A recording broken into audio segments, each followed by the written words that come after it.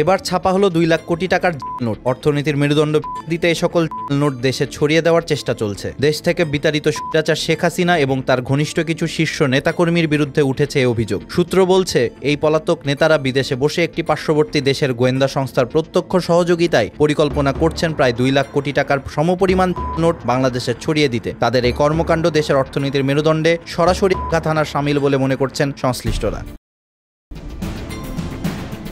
সম্প্রতি কাতার ভিত্তিক এক সংবাদ মাধ্যমের অনুসন্ধানী সাংবাদিক জুলকারনাইন সায়েদ তার ফেসবুক পোস্টে বিষয়টি প্রকাশ্যে আনেন। তিনি তার ফেসবুক পোস্টে লেখেন, বাংলাদেশের অভ্যন্তরে অস্থিতিশীল পরিস্থিতি সৃষ্টির লক্ষ্যে পার্শ্ববর্তী দেশের গোয়েন্দা সংস্থার মদদে বিভিন্ন রুটে প্রায় 2 লাখ কোটি টাকার সমপরিমাণ নোট প্রবেশ করানো হচ্ছে। এসব টাকার কাগজ আর বাংলাদেশের নোটে ব্যবহৃত কাগজ একই হওয়ার কারণে খালি চোখে এমনকি ব্যাংকের যাচাই মেশিনেও এসব নোট চিহ্নিত করা দুরূহ।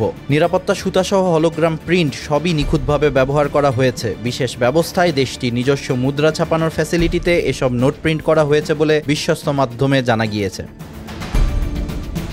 তিনি আরও লেখেন, বাংলাদেশের অর্থনৈতিক খাত এক প্রকারে করতে এবং বিভিন্ন নাশকতামূলক কার্যক্রমে অর্থায়নের জন্য এসব নকল নোট অত্যন্ত কম মূল্যে দেশের নোট কারবারিদের কাছে বিশেষ ব্যবস্থায় পৌঁছে দিচ্ছেন ভারতীয় গোয়েন্দা সংস্থার সংশ্লিষ্ট ব্যক্তিরা। বাংলাদেশের বর্ডার গার্ড, বিভিন্ন গোয়েন্দা ও নিরাপত্তা সংস্থা এ বিষয়ে অবগত এবং নিজের সামর্থ্যের সর্বোচ্চ দিয়েই তারা তৎপরতা প্রতিরোধের চেষ্টা চালাচ্ছেন। অনুসন্ধানে জানা যায়, টাকশালে ব্যবহৃত মেশিন ও প্রয়োজনীয় যন্ত্রপাতি সেই দেশেই উৎপাদিত, তাই এ যন্ত্রগুলোই নোট তৈরিতে ব্যবহার করা হতে পারে বলে সংশ্লিষ্টরা আশঙ্কা করছেন। সন্দেহ আরও জোরদার হয়েছে কারণ মুদ্রায় ব্যবহৃত কাগজ ও বাংলাদেশের নোটের কাগজ একই প্রকারের বলে জানা গিয়েছে। বিশাল অঙ্কের নোট ছাপানোর ঘটনায় অভিযুক্তদের মধ্যে রয়েছেন টাকশালে কাজ করা এক সময়কার নোট ডিজাইনার ও কয়েকজন আওয়ামী কারিগর। গোয়েন্দাদের তত্ত্বাবধানে তারা দীর্ঘ সময় ধরে নোট ছাপিয়ে তা নিজের গোপন নেটওয়ার্কের মাধ্যমে বাংলাদেশে পাঠিয়ে আসছে বলে ধারণা করা হচ্ছে।